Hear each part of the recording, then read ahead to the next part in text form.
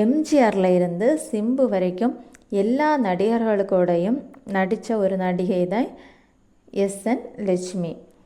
இவங்க கண்ணம்மா என் காதலி இந்த படத்தில் தான் அறிமுகமானாங்க.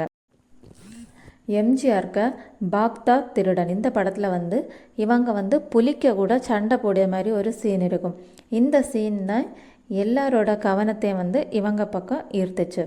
அதுக்கப்புறம் நாகேஷ் கூட சர்வசுந்தரம் அப்படிங்கிற படத்தில் அம்மா கேரக்டர் பண்ணினாங்க.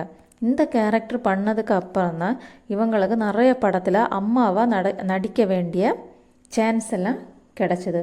அதுக்கப்புறம் சிவாஜி, ரஜினி, கமல் அப்படின்னு சொல்லி எல்லா ஆக்டர்ஸு கூடயும் இவங்க நடித்தாங்க. இப்போ உள்ள தலைமுறையில் விஜய், அஜித், சூர்யா, விக்ரம், சிம்பு இவங்க கூடயும் இவங்க பல படங்களில் நடிச்சிருக்காங்க. கடைசியாக விஜய்க்கு கூட குருவி படத்துலேயும் சிம்புக்கு கூட சிலம்பாட்டம் படத்துலேயும் நடித்தாங்க. இவங்க படம் மட்டும் இல்லாமல் தென்றல், சரவணன் மீனாட்சி இப்படி பல சீரியல்களையும் நடிச்சிருக்காங்க. எஸ்என் லட்சுமி 2012 வருஷம் பிப்ரவரி மாதம் இறந்தாங்க. அப்போ அவங்களோட வயசு 85.